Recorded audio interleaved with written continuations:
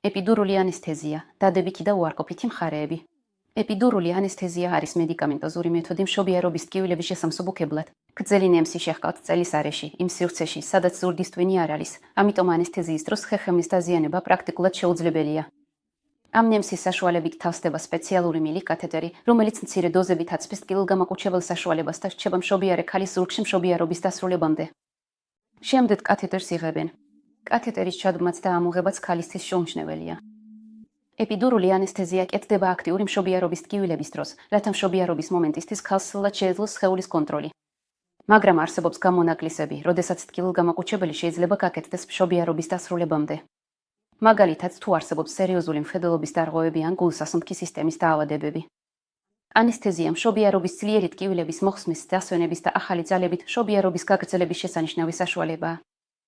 თუ ანესთეზია სწორად გაკეთდა, ის კიდევ უფრო ამცირებს სამშობიარო გზების ტრავმებს, რადგან საშვილოს ნოსყელი და უბის ქსოვილები მოდუნებულია და მშობიარობის პროცესი უფრო რბილად მიმდინარეობს. თუ ქალს მაღალი წნევით დაეწყო მშობიარობა, ეპიდურული ანესთეზია მას 15-დან 20%-მდე შეამცირებს, რაც ასევე გაამარტივებს მშობიარობის პროცესს. ანესთეზიის შესაძლო გართულებებია. შეიძლება იყოს ქსოვილების დაზიანება ნემსის ჩხვლეთის ადგილზე, ალერგიული რეაქცია, კანის ქავილი, თავის ტკივილი, სნევის დაქვეითება, თავბრუსხვევა, გულისრევა, თროებითი შალდის შეუკავებლობა და ზურგის ტკივილი. იშვიათ შემთხვევებში შესაძლებელია ნევროლოგიური დარღვევებიც. მაგრამ არსებობს ისეთი სიტუაციებიც, როდესაც ანესთეზია არა მშობიარის სურვილია, არამედ სამედიცინო აუცილებლობა. მაგალითად, როდესაც ქალს აქვს მომატებული წნევა, რაც ზიანს აყენებს როგორც მას, ასევე ბავშვს.